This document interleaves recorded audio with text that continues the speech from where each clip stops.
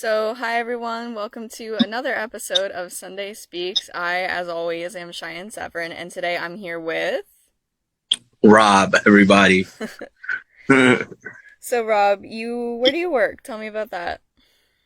at Newbridge Medical Center. But I have to mention that I'm on a leave right now, like a personal leave right now with Newbridge, Mm-hmm. just because I think personal health is important. And I feel myself not caring, I feel myself. I know when I'm getting shaky, and I've been feeling a little shaky. So it's a great decision on both parts, really. Mm-hmm. But yeah, I'm doing good though. I'm doing better. I like the time that I have for myself. I am a recovery specialist. What I do with that is I try to get a person. Usually, it's a person who's new into recovery or a person coming back to recovery. A person who just did detox or just did an inpatient stay, and they're trying to get their feet back on the ground. They're trying to get running again. So I give them meetings, or I introduce them to people in my network, or I meet them at meetings sometimes just to make that more comfortable with them. Mm-hmm. Sometimes I'll run little groups just to introduce them to AA itself. Just like I'll do living clean groups. I'll do AA out of the big book. We'll pick a page and we'll read out of there, whether it's a story or a chapter, things like that. It's kind of like me reintroducing people to what I know works. Mm-hmm. So, how often do you go out to events for your work? Because I know you're at Recovery Day. Is that something that happens Like often? Yeah, it's like during recovery season, which is, event season, which is like right now.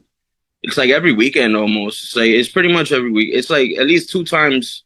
I saw it like at least it was two times during the week that I was at an event for most of this month. Oh, wow. And it's cool, you get to meet a lot of people, you get to see a lot of different things. Like I've done the Black Balloon project a lot of times. I love that. Recovery Day is amazing. I didn't get to make last year's, but this year's was awesome to see all those speakers that they had up there, the different vendors, just people asking for different information. It was nice, and people that never even heard of the hospital getting some info. So it was great. It was great outreach, and it was a slam. She killed it. Nancy, oh, I have no doubt that she was gonna do a good event. But yeah, around this time is when it gets a little busier. But then there's times throughout the year that like slowly things will pop up. Like slowly things in recovery pop up. So maybe you'll do one once a month, maybe one every other month, things like that.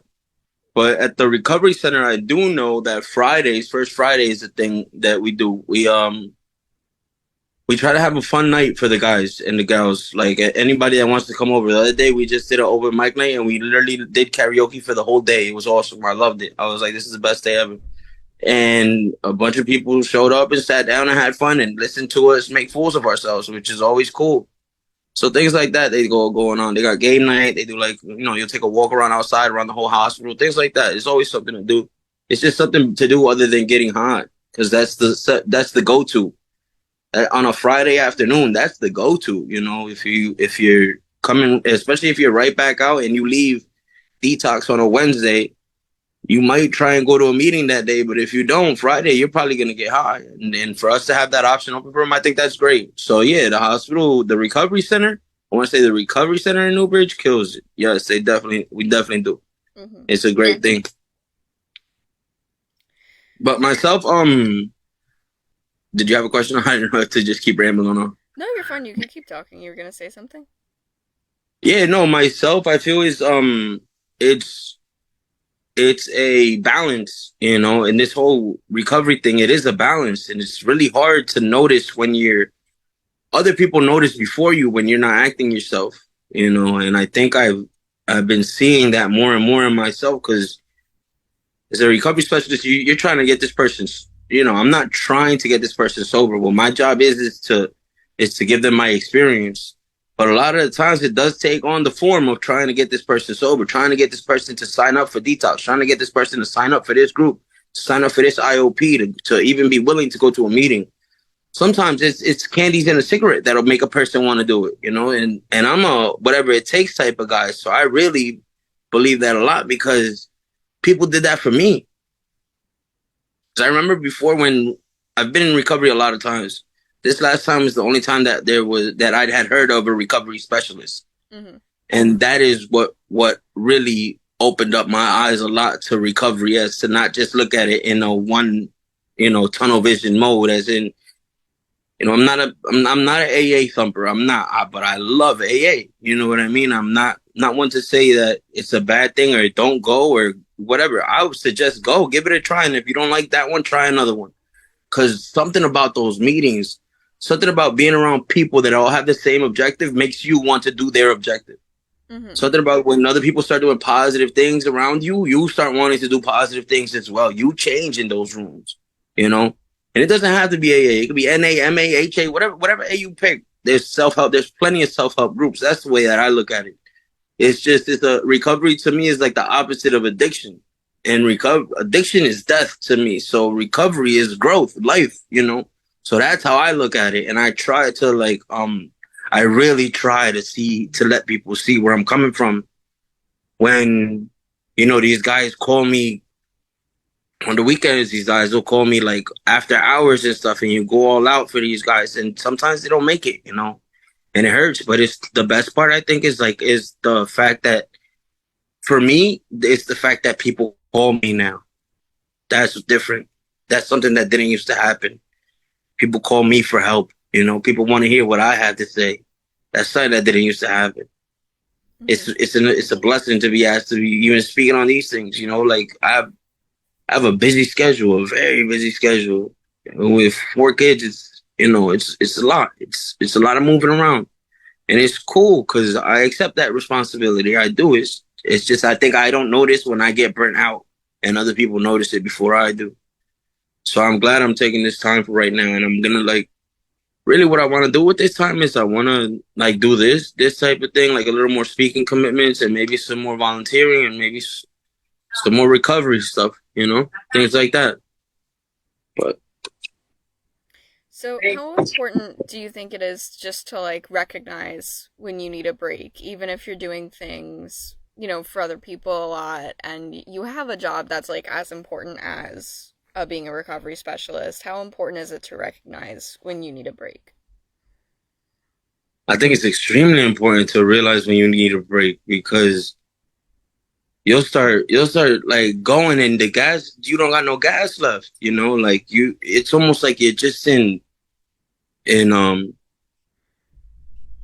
almost like I'm back in like when I was using it and my days would be just the same thing over and over and over, and you're just getting through the day, just existing pretty much. That's how you start to feel like you go to work and it's just, I know I'm going to talk to this guy. I know I'm going to tell him this. I know I'm going to talk to this person. I'm going to tell her this. I know in this situation, if this happens, I'm going to tell them this.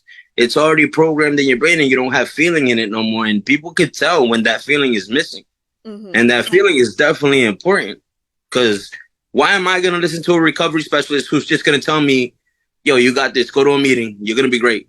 Mm-hmm. Not somebody who's telling me, yo, I went to a meeting yesterday and that meeting helped me out. I'll meet you at a meeting tomorrow. Something like that. You see, it's just, I tell how, even my wording, my wording is different. Even my, cause I'm a very open person. So I feel like whatever I'm feeling, people see it. So when I share groups and I share more on like relapse prevention and stuff like that, or I'll share on triggers or grief or more lower groups, I will call them, instead of talking about what ambitions, what to expect tomorrow, what to do in case this happens, things like that. Yeah, It's a very different feeling, and I think it's very important to do you have to take care of your mental health really, because you'll notice it after everybody else, and that's always annoying when everybody else is right and you're just like, wow, I should have checked. I should have known that. I know better, But it's all a balance game, you know what I mean? You can't put out too much when it's work, social life, home life, recovery life, then the kids, and it's a lot of moving pieces. So it's important to keep like each bucket, let's call it each bucket filled to the line that it needs to be at. mm-hmm. But it's difficult, and like anything else, when one bucket's a little low, you fill it up. You work on that bucket for a little bit. So that's really where I'm at. Is just trying to analyze, assess where I'm at with things, because I think I've grown a lot working at Newbridge. Honestly, I really have grown a lot, because this is something that I wouldn't even consider back then. This is something that I would be like, no, I need money, I need to work, I need to do this. Like, I'm going to work. I'd push myself through it, and I wouldn't tell anybody. That's something different that I did, is that I wouldn't have asked for the help.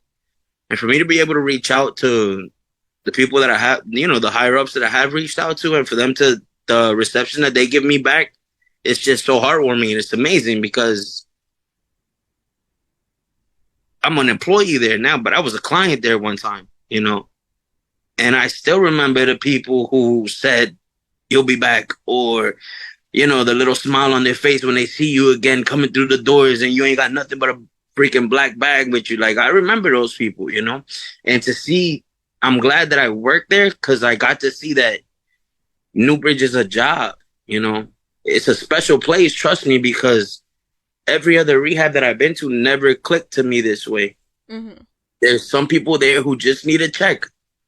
I get it. But there's definitely people there who care. And that's what I think is so different about that place. Especially the evergreen, the recovery side, even the behavioral health, I'll tell you, because there's just a lot of people there who I remember, like when I'd go back, I didn't want to see this counselor. I didn't want to have her do my intake, let's say. And now to see it, and I've had so many people do my intake and have had the other side and been able to talk to them on the other side, I completely get it. I understand 100% because I know all these people are good at their job. All of them know what they're doing. Some of them better than others, but all of them know what they're doing. They're hitting the minimum, the bare minimum, let's call it. But it gets done, and it's like a well-oiled machine in that place because you'll see the person come in off of the streets, talk to Maureen or whoever it is upstairs. They're getting into detox. If the Maureen's on the phone, she's calling F1 or C2. They're getting into short-term. They're making the calls to us or to the other long-terms, and they're getting into, you see, you're planning a person's life for the next 9 months almost sometimes. And it's very difficult to have an addict say yes to anything that don't include getting high, let alone getting sober. Mm-hmm. So the fact that they get through to that I've seen it get through to so many people because of the team that they have is what makes me happy to say that I'm a part of that. Because Newbridge is something about that place. Me and that place have a very special connection. It's like a love-hate relationship sometimes. But it is very special to me. You know what I mean? That's the thing with that place. And I just have a lot of respect for the people that took their time out to talk to me and notice that, I'm not doing okay. And maybe I need a little time. So I appreciate that. That's really cool on that place because I never had a job like that. I never had a job where I could just go and say, hey, I'm feeling kind of crappy today. And then them check in and be like, did you go to a meeting? Did you talk to, they're checking off my checklist. What I usually do myself, they're checking it off for me. Mm-hmm. That's awesome. Never had a job like that. So yeah, I'm really glad that recovery specialists, even recovery centers exist because this is something that was not around for me 5 years ago, 10 years ago when I was trying to get sober, all these times. And I think it's going to help a lot more when the state starts to notice how much effect it does have, because it's that peer connection that just matters. It's that peer connection that just sounds a little bit different to the person sitting in front of you than a person as a peer wearing a badge than as an official wearing a badge. Because as a peer, you don't feel yourself as an official, even though they say you are. You don't feel that you are an official. You feel like you're one of these guys. Mm-hmm. All I did was get sober before you guys. That's what I tell them. A lot of them. I am no different than any one of these guys. The only thing I did was get sober before you. And it's little things like that I know that sticks in their heads when they come up and talk to me, or when they're leaving from the inpatient unit to go to a long term and they say, hey, I'm gonna call you. Give me another one of your cards. I'm gonna call you. It's a great feeling, It's nice. It's very people-y, but it's very, very give. That's what it is. And it's important to take. And I just, you got to find that balance again. So you mentioned earlier, there were buckets, different aspects of your life that you have to balance and everything. Which aspects of your life are you trying to focus on right now with your, personal break? I think my recovery. Mm-hmm. I want that. My recovery as a whole. My network. I want my network, my volunteering, my speaking commitments, all of that. I want this to go up a little bit more because I don't want to be selfish and just take this time, because I could take this time and just be lazy, just lay in bed. I could go, idle time is bad for me, so I don't want too much of it. Mm-hmm. So I'm saying my recovery probably, and myself, my personal health, because I've just been getting referrals from doctors and just not calling or like putting it off, or I'll do it next time, or I'll put it off, and it's just it catches up. It's very important. It is even my mental health, things like that I got to get back up on top. That's where I'm at. I'm gonna focus on me a little bit more and my recovery. Mm-hmm. My kids, I think they're good. They got mom, so mom's always good. But no, even my relationship itself, like put a little bit more effort in that. Like a little, what's wrong with going on a date every 2 weeks or something like that on a Friday night? Let me just take her out somewhere. It's nice for us to do that stuff. Things like that I haven't been doing for a while now, and that I didn't even notice that we're missing because I just kept my focus on one bucket pretty much. Mm-hmm. But yeah.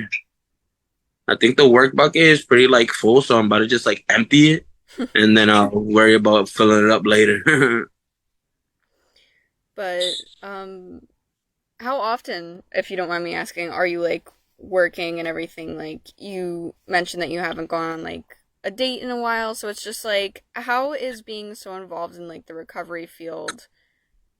How has that like impacted your family life, do you think?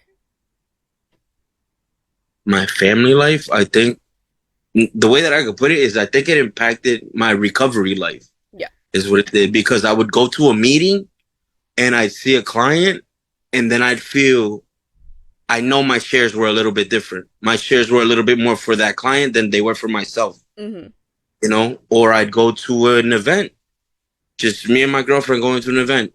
And then I see a couple clients, and again, I'm here shaking. How you doing? Catching up with them, this and that, this and that. And that's time that I should be spending with my girlfriend, not worry too much about what's going on with work. If this guy made it to the rehab that he said he was going to, and if he didn't, why didn't he? And he should call me tomorrow and this and that. Like it really is hard. It's very hard to when you work in recovery to like keep it separate when it's the peer aspect. That's why, because it's so meshed well together. Because Mm-hmm.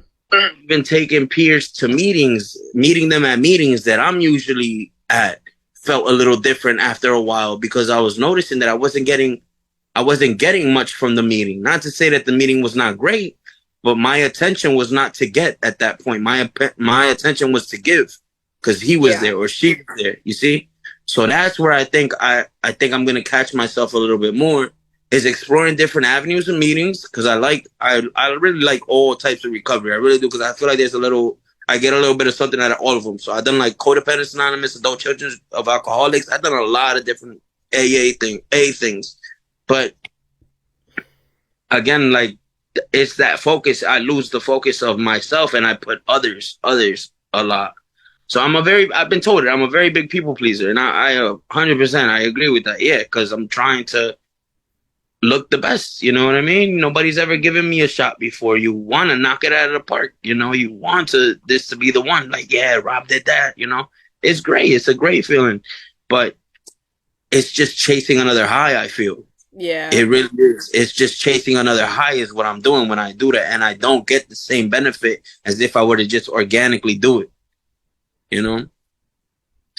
That's what's difficult, I think, is that part right there. And it's up to me. It's to branch out and hit other meetings. So that's really about it.